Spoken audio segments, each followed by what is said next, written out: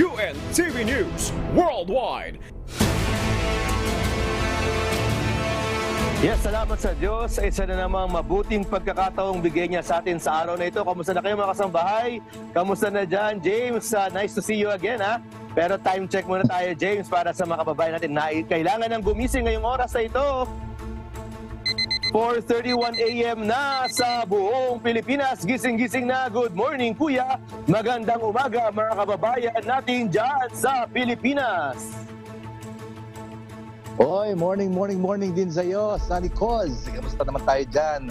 Dito sa atin sa Western Hemisphere ay magandang hapon naman po dito sa Western Hemisphere, Sunny.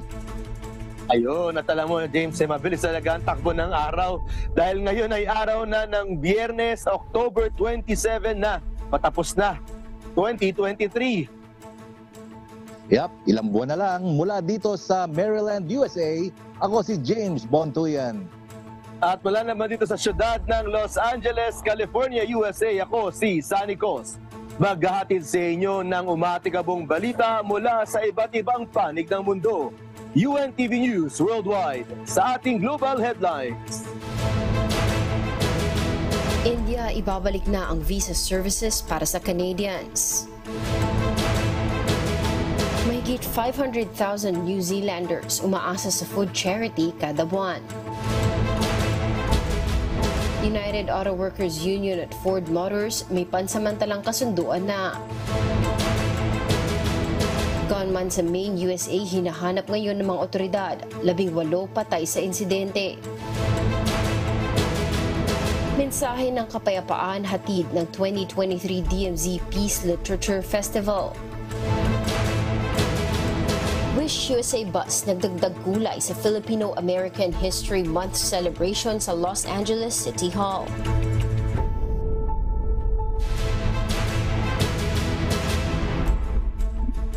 Marami tayong balitaan ngayon, James. Una sa ating mga umaatikabong balita. Ibabalik na ng India ang visa services nito para sa mga Canadians ayon sa High Commission ng bansa sa Ottawa. Ito ay matapos tanggalin ang kanilang major diplomatic row sa Canada nitong Setyembre. Mula sa New Brunswick, Canada, may umaatikabong balita si Charles Corpus live.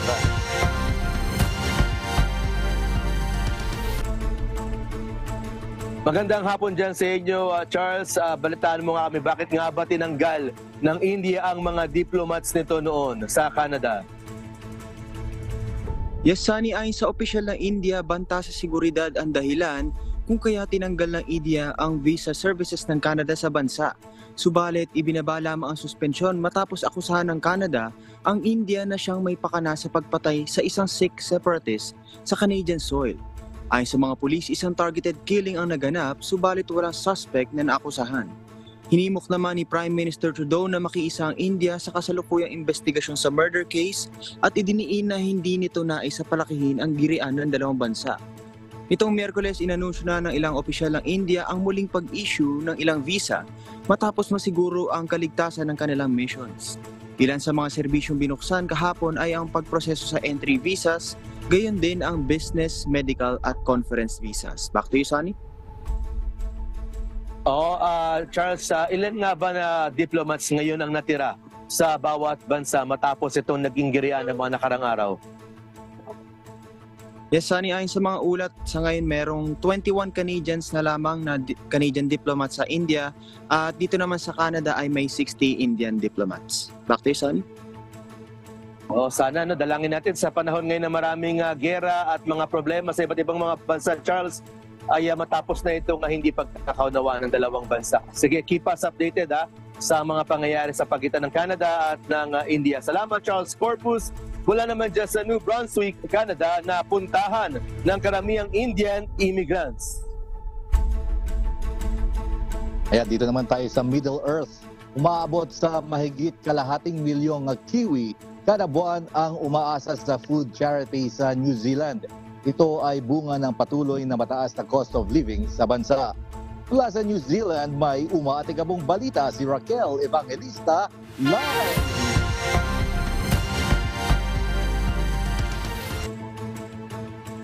Magandang araw sa iyo, Raquel. Marami pala ang umaasa sa food charity dyan sa New Zealand. Kala namin sa Pilipinas lang every month. Saan naman nanggagaling ang mga pagkain na o pinamamahagi nila ng mga food bank para sa mga Kiwi na nangangailangan ng pagkain na halos hindi na makabili ng kanilang mga pagkain?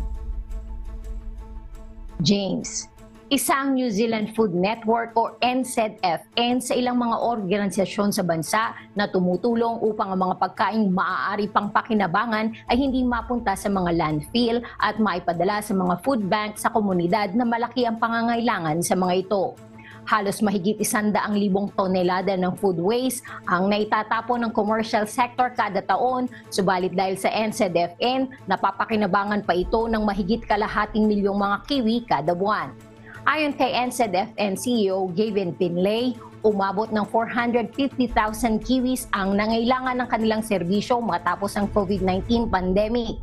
Subalit makalipas ang 6 na buwan, umabot na ito na sa 600,000 New Zealanders o katumbas ng 11% ng populasyon sa bansa ang nangangailangan na ng tulong ng food banks. Bagaman nananatiling pareho lamang ang bilang ng mga regular na tinutulungan ng food bank, kapansin-pansin ang biglang pagtaas ng bilang ng working class na lumalapit din sa food bank upang humingi ng tulong. Ayon pa kay Finlay, napipilitang bigyang prioridad ng working parents ang pagbabayad sa rental at petrol kaya sa pagkain, kung kaya lumobo ang bilang ng mga umaasa sa food banks.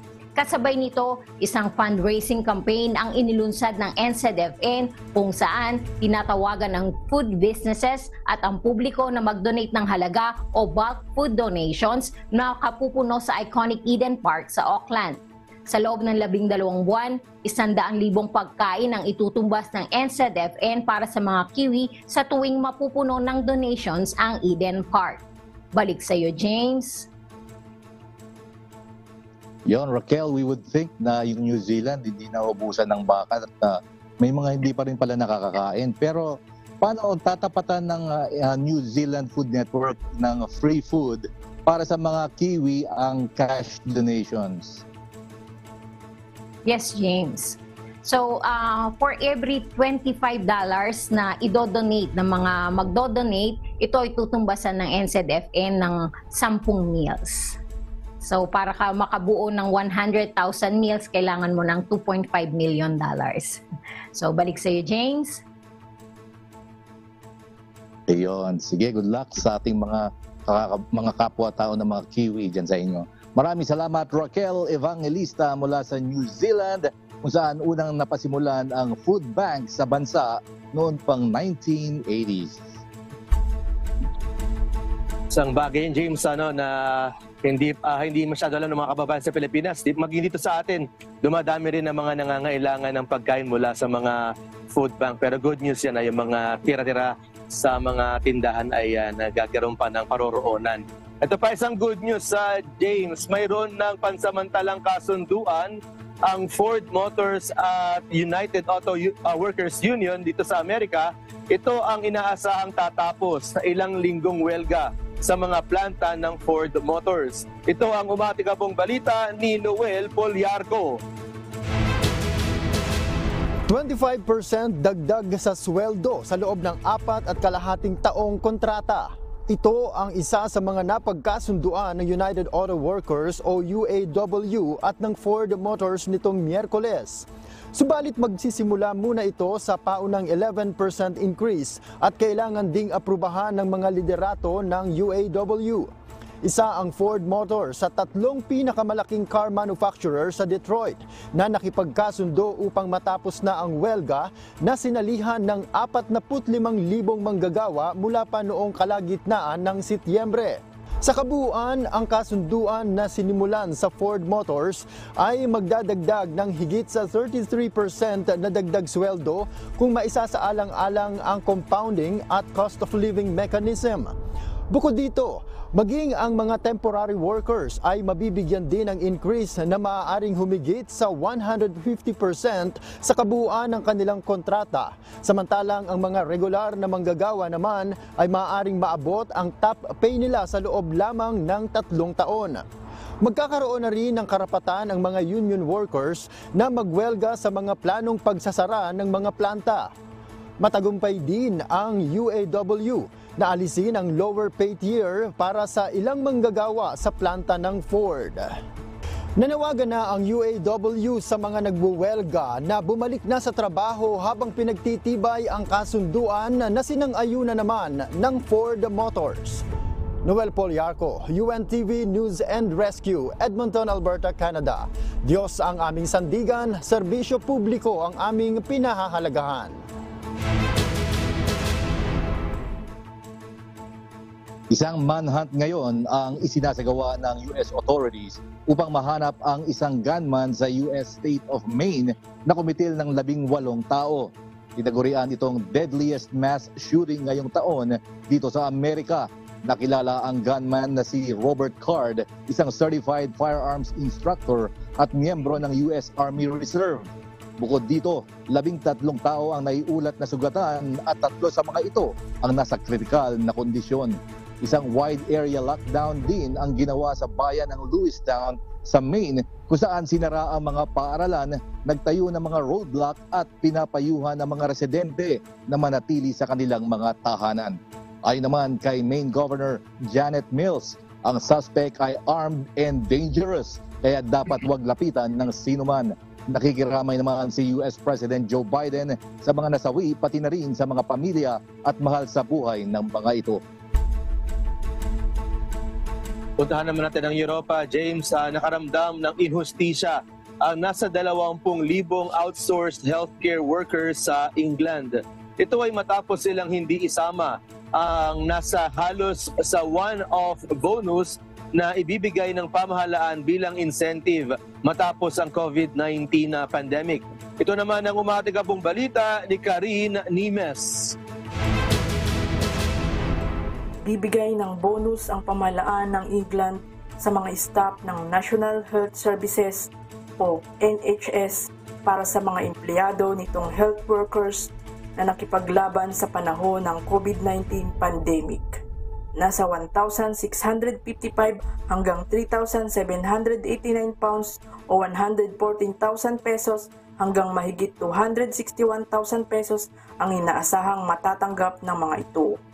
Subalit hindi naman makatatanggap ng bonus na ito ang nasa 20,000 outsourced health workers gaya ng community, ng nurses at ng physiotherapists na nakipaglaban din sa panahon ng pandemya. Ang mga ito ay hindi direktang empleyado ng National Health Service o NHS. Kaya naman ayon sa mga outsourced health staff, isang malaking inhustisya ang ginawa ng pamahalaan sa kanila matapos walang kapagurang magtrabaho sa kasagsagan ng COVID-19 pandemic. Subalit ayon sa isang government spokesperson, pinahahalagahan nila at kinikilala ang ginawa ng lahat ng mga healthcare staff. Aniya sa ngayon, pinag-aaralan na ng pamahalaan kung ano ang maaari nilang gawin para sa mga non-NHS staff payments. Karine Nimes, UNTV News and Rescue. Diyos ang aming sandigan, serbisyo publiko ang aming pinahahalagahan. Isa ang Indonesia na may pinakasaganang geothermal reserves sa mundo dahil ang bansa ay nasa Ring of Fire. Ibig sabihin, maraming active volcano sa island nation. Kaya naman nais nito na palawigin ang potensyal ng renewable energy na ito at mag-cultivate ang 24 gigawatt na reserves nito. Isa itong green alternative upang mabawasan ang patuloy na paggamit ng fossil fuels. Sa kasalukuyan, mayroong 300 sites sa Indonesia na nakakapag-produce ng geothermal energy.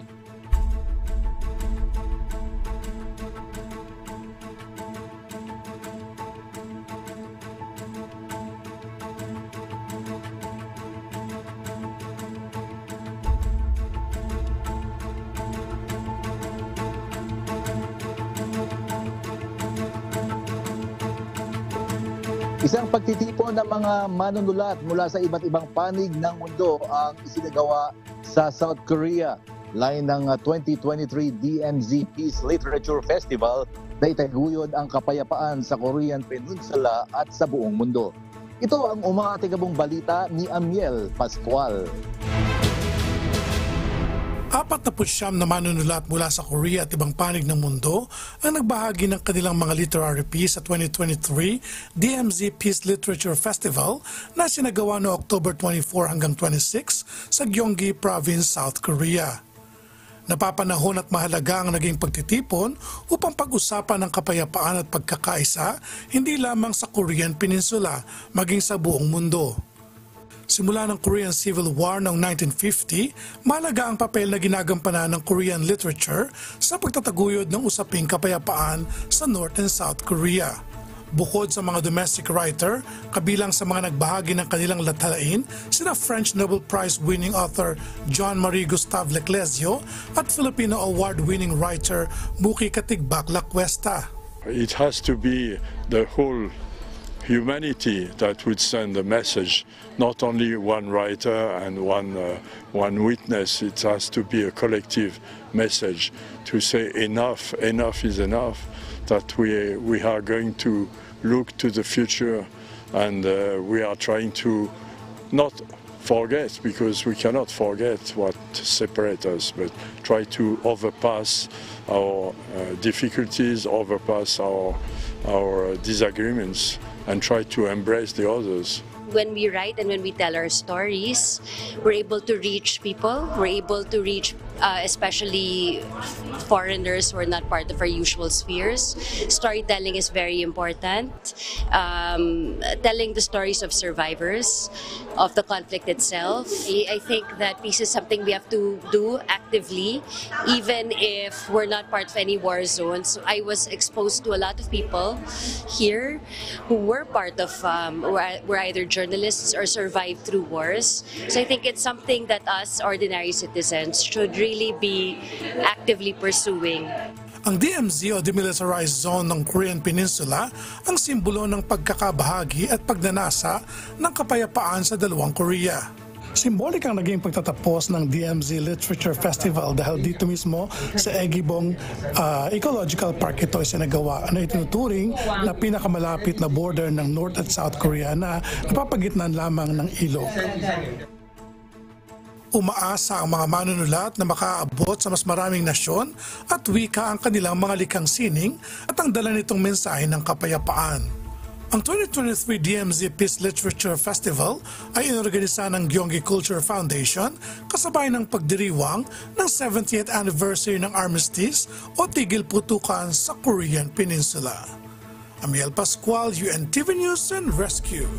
Diyos ang aming sandigan, serbisyo publiko ang aming pinahahalagahan.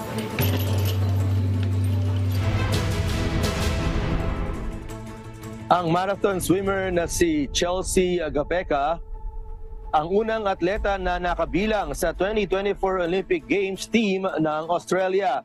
Nakuha ni Chelsea noong Agosto ang silver medal sa 10-kilometer open water event sa 2023 World Aquatics Championship sa Fukuoka, Japan. Ang panalong ito ay nagbigay sa swimmer ng automatic qualifying spot sa 2024 Olympics na gaganapin sa Paris, France. Unang lumahok sa Olympics si Chelsea noong 2016 na ginanap sa Rio de Janeiro, Brazil noong siya ay 17 years old.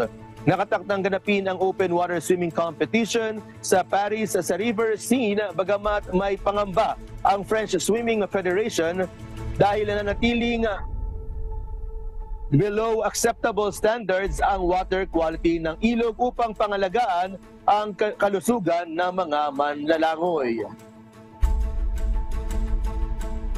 Sarap pa naman mag-swimming ngayon sa dahil medyo mainit pa dito.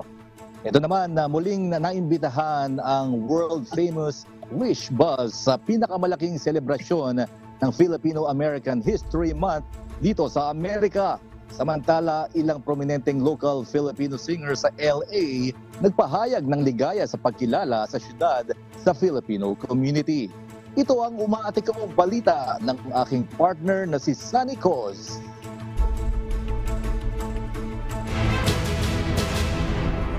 Mahal kita. Mahal kita! Babong! na tinuruan ni Filipino comedian Joe Coy ang isang Los Angeles City Hall official ng magagandang salitang Filipino sa lighting ceremony ng LA City Hall kung saan nakita ang kulay ng bandila ng Pilipinas sa gusali nito. Ang lighting ceremony ay ang pinakamalaking selebrasyon ng Filipino-American History Month of FAM sa US na dinadaluhan ng mga malalaki at prominenteng Filipino-American sa syudad mula sa larangan ng arts, politics, entertainment, music at iba pa. At lalo pang naging matingkad ang gabi ng pagbibigay pugay sa mga kontribusyon ng mga Pilipino sa Los Angeles dahil muling naimbitahan ang world-famous Wish USA bus sa taong ito. Hatid ng Wish USA ang galing at talento ng ilan sa mga pangunahing local Filipino singers sa Amerika ngayon gaya ni na Jules Aurora, Roar, Mika Javier, Angie King at grupong Philharmonic.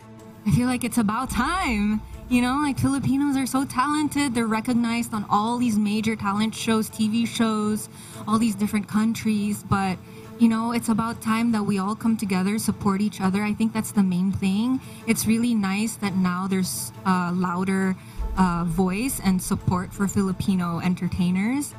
It was really great. It was like family. Everyone was like family here. Super excited. What's not to be excited about? We're here. It's, everyone's like dressed beautifully.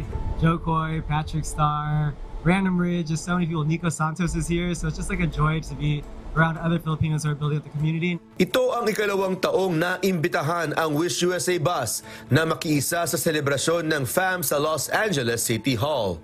Ang Los Angeles ang may pinakamalaking bilang ng mga Filipino community sa buong Amerika na halos 2 million. At ayon sa LA City, mayroong 6,000 mga Pilipino na nagtatrabaho sa city government. Ang taunang lighting ceremony ay bilang pagbibigay parangal ng Los Angeles sa galing, talento at mga kontribusyon ng mga Pinoy sa pinakamalaking syudad sa Amerika. Sanicos, UNTV News and Rescue. Diyos ang aming sandigan, serbisyo publiko ang aming pinahahalagahan.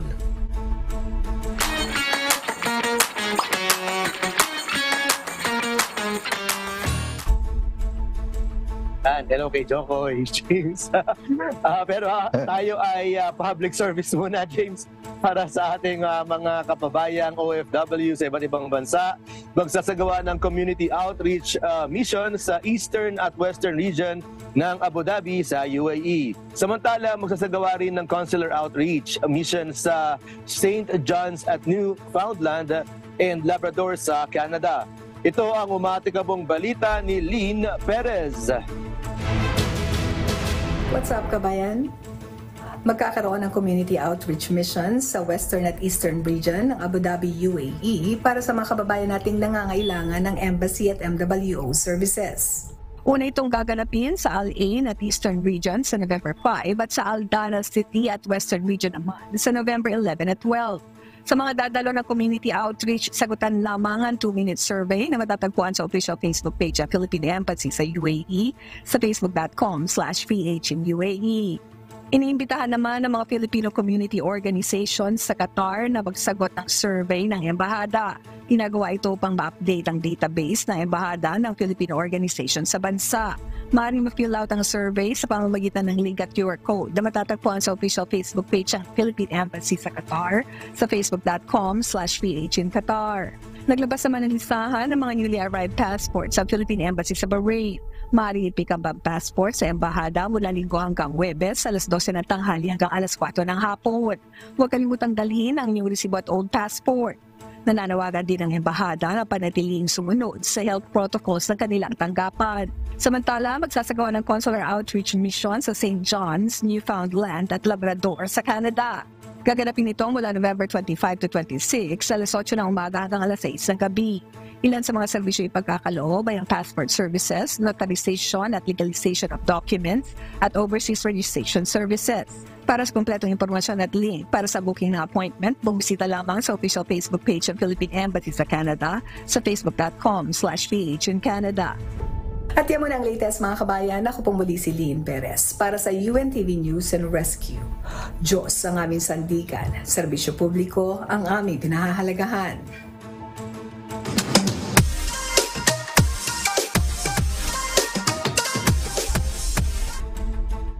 Alright. Natutuwa talaga ako doon sa report mo sa mga Filipino community. Ano? Yan, ang kagandahan pa nun yung Wish USA kabahagi ng nilang community doon, di ba? Pero bago yung mga kasama sa ito na muna ang paborito natin at hindi natin nakalilimutan. Ang pinakaabangan nating lahat, pwede bang bumati, Sunny? Siyempre naman, pwede. Ayan. Wala yata tayong babatiin iba, kundi mauuna muna akong bumati, Sunny. Kasi babatiin ko muna yung ating usual na Friday partner na si Ate Nina. Medyo a little bit under the weather siya. Sana ay pagalingin nawa po, Ate Nina. Gayon na rin si Ating Marie, yung partner mo pag Wednesday naman, medyo a little bit under the weather daw. Marami kasi nagkakasakit ngayon, kaya kasunod na sabi ni Kuya Daniel, keep hydrating lang tayo mga kasama. Kaya sa mga kababayan natin out there, keep hydrating and you'll be fine and well. O diba, Sunny? Ayun. Oo nga, pagalingin nawa Ate Nina at Ate Marie at sa lahat ng mga may karamdaman sa araw na ito, dalangin natin ang pagpapagaling ng Diyos sa bawat isa sa atin. Lagi naman yan ang paalala sa atin lagi, James. Siyempre, una sa lahat yung ating pananampalataya at pananalig sa mga gawa ng Diyos. At pabati na rin ako, James, dahil maiksi ang iyong pagbati. Mahaba naman ang academy listahan na po rito, James, ng mga babatiin. Unahin ko na si Brother Diony dito sa Los Angeles. Shoutout. Kamusta na, Brother Johnny? Ganun din sa Arbis family, kila Brother Erwin Azul, sa kanyang butihing may bahay na si Aurora. Binabati rin natin ang Toralba family, Romero family, Concepcion family, Kalingasan family, Abalos family, Sobida family, ang Requilman family, Palan, Marquez family, Paat family, Hernandez family, at ganoon din, binabati natin ang kaibigan natin na si Brother Mark Petalvo dyan sa Bicol. Yan ang ating mga pagbati. At syempre, hindi natin kalilimutan na James, na i-shout out ang mga nanonood ngayong araw na ito sa UNTV Channel 37. Ganun din sa mga nakikinig sa atin sa Radyo La Verdad 1350, saan man kayo naroroon sa buong Pilipinas, at sa ating mga kababayang mga taga-ibang bansa na nasa ating mga YouTube channel at Facebook page, James, na lagi nakatutok. Andiyan lagi si Vivian Moneda, si Daniel Valdez, at dyan din si Reneo Chamizo at ang Repolona family na lagi nakatutok sa atin sa bawat araw. At iba pang mga nakikinig sa atin ngayon sa ating mga social media. Salamat sa patuloy na pagtutok at pagsuporta sa UNTV sa buong maghapon at buong magdamag. Ayan, James. At andyan na, ready na ang kasama natin sa Pilipinas. James, tawagin na natin si kasamang June dyan sa Pilipinas. Ano bang ating mga abangang mga humahataw na balita, June? Ay, napakarami. Naghahanda na rito sa barangay at sangguniang kabataan election sa Lunes kung loloobin ng Panginoon, no? Tapos sunod-sunod nga yung holiday din.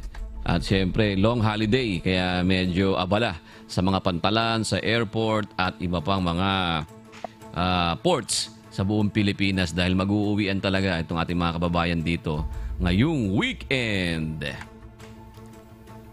Nice. Ayun, ang sarap naman dyan. Sana lang weekend lagi, June. Masarap talaga buhay nila. Tayo trabaho tayo, hindi tayo pwedeng magbakasyon dahil yun ang ating linya, di ba? Siyempre. Saan man tayo naroon sa buong mundo, nakatutok tayo para ihatid ang mga balita para sa mga kasangbahay natin sa iba't ibang panig ng mundo. Pero dalangin natin, June, siyempre, maingatan na ang mga kababayan natin sa eleksyon na darating sa Lunes dyan sa Pilipinas. At ganun din, sana awat tulong ng Diyos ay ma-elect ang mga government officials sa mga barangay na tunay na maglilingkod sa ating mga kababayan sa buong Pilipinas. Abangan natin ang iba pang mga humahataw na balita ng kasama natin June dyan sa Pilipinas. Salamat, June, at sa ating mga correspondents sa kasama ngayong araw na ito mula sa iba't ibang panig ng mundo. Mga kasambahay, kung meron kayong hindi napanood na balita o nais nyo muling tunghayan ang UNTV News Worldwide, maaari nyo po itong balikan sa aming mga official social media account. Yes, i-like at i-follow lamang ang UNTV News and Rescue Facebook account at i-click ang subscribe button sa UNTV News and Rescue YouTube channel. Siyempre, mapapanood niyo rin po rito ang iba pang news programs ng UNTV, pati ng iba pang video na nag-iisang public service channel. Kaya tara na, subscribe, like, and share. At narito ang mga salita ng Diyos na maaari nating baunin sa pagpapatuloy ng araw na ito. Nasusulat sa Book of John chapter 4 verse 34. Jesus said unto them, My meat is to do the will of him that sent me, and to finish his work.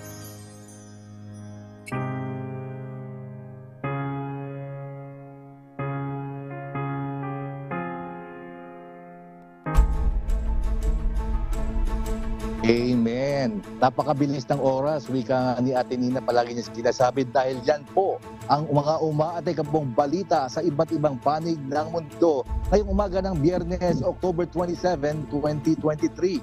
Susunod na ang programang Hataw Balita Pilipinas sa UNTV at sa UNTV Radyo La Verdad 1350. Mula rito sa Maryland, USA, ako si James Montuyan na bumabating Happy Weekend! Yon, happy weekend sa lahat at sa ngalan ng lahat ng bumubuo ng UNTV News and Rescue at ng UNTV Radyo La Verdad 1350. Mula rito sa siyudad ng Los Angeles, California, USA, ako naman si Sunny Coast. Dito sa UNTV at sa UNTV Radyo La Verdad 1350. Diyos ang aming sandigan. Serbisyo publiko ang aming pinahahalagahan. Milyong salamat po sa Diyos.